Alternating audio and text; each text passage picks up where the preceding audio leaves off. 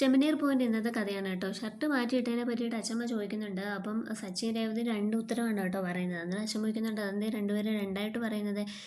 അതൊന്നും ഇല്ല അച്ഛമ്മേ, എൻ്റെ ഷർട്ട് ഒന്ന് കീറി, അപ്പം ഞാനത് മാറ്റിയിട്ടതാന്ന് പറയാം കേട്ടോ. അപ്പം നമ്മളുടെ ചന്ദ്രമതി പറയുന്നുണ്ട്, വിശ്വസിക്കാൻ പറ്റുന്ന നുണ എന്തെങ്കിലും പറയടാ, നിൻ്റെ ഷർട്ട് കീറിയപ്പോഴത്തേക്ക് അവിടെ വേറെ ഷർട്ട് തയ്ച്ച് വെച്ചേക്കുമല്ലായിരുന്നു എടുത്തിട്ടുകൊണ്ട് വരാനായിട്ട്. അപ്പം അച്ഛമ്മ പറയുന്നുണ്ട്, അതിന് നീ അതൊന്നും പറഞ്ഞ് അവരെ വിഷമിപ്പിക്കാൻ നിൽക്കണ്ട ഇന്നത്തെ ദിവസം എന്ന് പറയാം. അപ്പോൾ വർഷയും വന്നിട്ട് പറയുന്നുണ്ട്, ഒരു ഷർട്ടിൻ്റെ പേരിൽ എന്തിനാണ് ഇത്രയും വിഷയം ഉണ്ടാക്കുന്നത്? ഞാൻ തന്നെ ഒരു ദിവസം 2-3 ഡ്രസ്സൊക്കെ ഇടാറുണ്ടല്ലോ എന്ന് പറഞ്ഞിട്ട് അവരും പുറത്തേക്ക് പോവുകയാണ് കേട്ടോ. പിന്നീട് കാണിക്കുന്നത് നമ്മളുടെ ശ്രുതിക്കാണെന്നുണ്ടെങ്കിൽ എന്നിട്ട് അങ്ങോട്ട് സംശയം തീരുന്നില്ല. ശ്രുതി വന്ന് രേവതി അടുത്ത് ചോദിക്കുന്നുണ്ട്, രേവതി നിൻ്റെ മുഖത്ത് എന്താ ഒരു സങ്കടം? നീ അങ്ങോട്ട് പോയപ്പോൾ ഉള്ള സന്തോഷമൊന്നും ഇപ്പം മുഖത്തില്ലല്ലോ.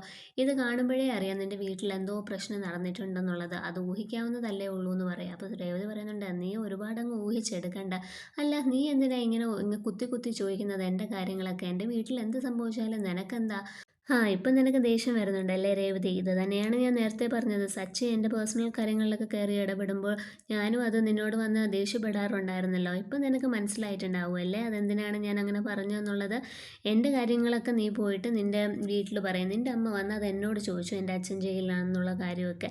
അതുകൊണ്ട് ഇനി മേലാൽ എൻ്റെ കാര്യങ്ങളൊന്നും നിൻ്റെ വീട്ടിൽ പോയോ പറയാൻ പാടില്ല. ഞങ്ങളുടെ പേഴ്സണൽ കാര്യത്തിൽ ഇടപെടാനും നിങ്ങൾ വരരുത്. നിൻ്റെ ഒരു കാര്യം അറിയണമെന്ന് എനിക്കൊരു ആഗ്രഹവും ഇല്ല.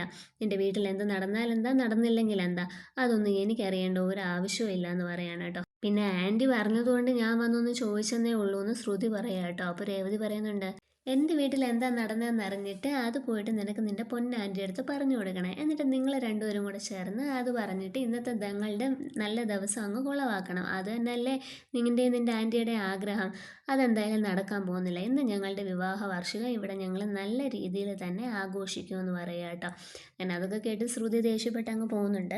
പിന്നീട് കാണിക്കുന്നത് നമ്മളുടെ ആൻ്റണി ആണെന്നുണ്ടെങ്കിൽ ജയിലിൽ നിന്ന് ഇറങ്ങുന്നുണ്ട്. ശരത്ത് പൂമാലയൊക്കെ ഇട്ട് ആൻ്റണീനെ സ്വീകരിക്കുകയൊക്കെ ചെയ്യുന്നുണ്ട് കേട്ടോ. അങ്ങനെ അവർ ഓരോ കാര്യങ്ങളൊക്കെ പറയുന്നതിൻ്റെ ഇടയ്ക്ക് ഇന്ന് സച്ചിയുടെ രേവതിയുടെ വിവാഹ വാർഷികമാണെന്ന് ശരത്ത് പറയുന്നുണ്ട്. അദ്ദേഹം വീട്ടിൽ വന്നിട്ടുണ്ടായിരുന്നു, എന്നോട് വഴക്കിട്ടു, ഞാൻ വാങ്ങിക്കൊടുത്ത ഷർട്ട് എൻ്റെ മുഖത്ത് വലിച്ചെറിഞ്ഞിട്ടാണ് പോയെന്നുള്ള കാര്യമൊക്കെ പറയുന്നുണ്ട്.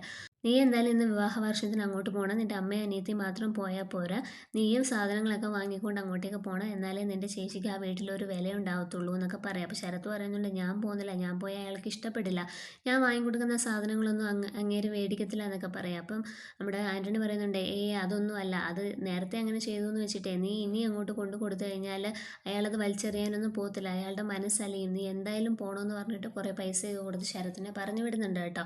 അന്നേരം കൂടെ നിൽക്കുന്ന ആൾ ചോദിക്കുന്നുണ്ട്, നിങ്ങൾ എന്തിനാ അവർക്ക് സാധനം വാങ്ങാൻ പൈസയൊക്കെ കൊടുത്ത് വിടുന്നത്? നിങ്ങളുടെ ശത്രുക്കളല്ലേ അവർ? എടാ മണ്ട, നിനക്കൊന്നും മനസ്സിലായില്ലേ? ഇവൻ എന്തെങ്കിലും സാധനം വാങ്ങിക്കൊണ്ട് അങ്ങോട്ടേക്ക് ചെന്നാലുണ്ടല്ലോ, അവിടെ സച്ചി എന്തായാലും വഴക്കുണ്ടാക്കും, ഇവനെ അടിക്കും, അവരുടെ വിവാഹ വാർഷികം അങ്ങനെ കുളമാവുകയും ചെയ്യും. അതാണ് ഞാൻ ഉദ്ദേശിച്ചതെന്നൊക്കെ പറയാണ് കേട്ടോ. അങ്ങനെ നമ്മളുടെ ചന്ദ്രോദയത്തിലാണെന്നുണ്ടെങ്കിൽ ഡെക്കറേഷൻസ് എല്ലാം നല്ല രീതിയിൽ നടത്തി കഴിഞ്ഞു. അങ്ങനെ നമ്മളുടെ രേവതിയാണെന്നുണ്ടെങ്കിൽ നല്ല സുന്ദരിയായിട്ട് ഒരുങ്ങിയൊക്കെ വരുന്നുണ്ട് കേട്ടോ. അപ്പോഴേക്കും എല്ലാവർക്കും അത് ഇഷ്ടപ്പെടുന്നുണ്ട്. അങ്ങനെ സച്ചിയും അച്ഛനും രേവതി അച്ഛമ്മ എല്ലാവരും ചേർന്ന് സെൽഫിയൊക്കെ എടുക്കുന്നുണ്ട് കേട്ടോ. അതൊന്നും നമ്മളുടെ ചന്ദ്രമതിക്കും ശ്രുതിക്കും ഒന്നും അത്രയും കൂടി ഇഷ്ടപ്പെടുന്നൊന്നുമില്ല കേട്ടോ. നമ്മുടെ ശ്രീകാന്ത വർഷം കൂടെ കേക്കൊക്കെ വാങ്ങിയിട്ട് വരുന്നുണ്ട്. അപ്പോഴേക്കും നമ്മളുടെ ചന്ദ്രമതി ചോദിക്കുന്നുണ്ട്, ഇതിപ്പോൾ 100 ദിവസം ഒരു സിനിമ ഓടിയതുപോലാണല്ലോ ഇവിടെ ആഘോഷങ്ങളൊക്കെ നടത്തുന്നത്. അപ്പോൾ അച്ഛമ്മ പറയുന്നുണ്ട്, ഒരു സിനിമ പോലെ തന്നെയല്ലേ ഇവരുടെ ജീവിതം. ഒരു വർഷം അവർ ഇണങ്ങിയും പിണങ്ങിയും എല്ലാ കഷ്ടപ്പാടുകളും ഒക്കെ സഹിച്ചിട്ടല്ലേ ഇവിടെ വരെ എത്തിയത്. അപ്പോൾ പിന്നെ അത് കേക്ക് മുറിച്ച് തന്നെ ആഘോഷിക്കണമെന്ന് പറയണം. അപ്പോൾ സുധീം പറയുന്നുണ്ട്, അതെ അതെ, അത് കേക്ക് മുറിച്ച് തന്നെ ആഘോഷിക്കണം. എടാ ഇത് എന്ത് തരം കേക്കാടാ? അത് വൈറ്റ് ഫോറസ്റ്റ് ആണെന്ന് പറയുന്നുണ്ട് കേട്ടോ.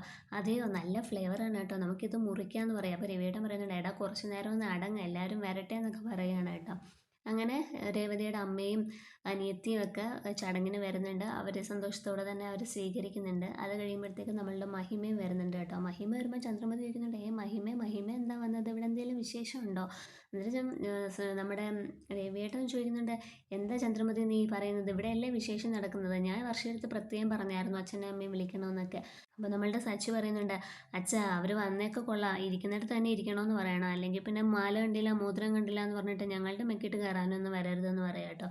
അപ്പോഴേക്കും നമ്മളുടെ മഹിമ പറയുന്നുണ്ട്, അവൻ പറയട്ടെ രവിയേട്ടാ, ഞങ്ങളുടെ ഭാഗത്തായിരുന്നു അന്ന് തെറ്റ്, അതുകൊണ്ടല്ലേ അവൻ അങ്ങനെ സംസാരിക്കുന്നത്, അതൊന്നും സാരമില്ല എന്ന് പറയാ. നമ്മളൊരു കുടുംബമല്ലേ, എല്ലാം മറക്കാനും പൊറുക്കാനും ഒക്കെ നമ്മൾ പഠിക്കേണ്ടതെന്നൊക്കെ ഇങ്ങനെ മഹിമ പറഞ്ഞുകൊണ്ടിരിക്കുകയാണ് കേട്ടോ.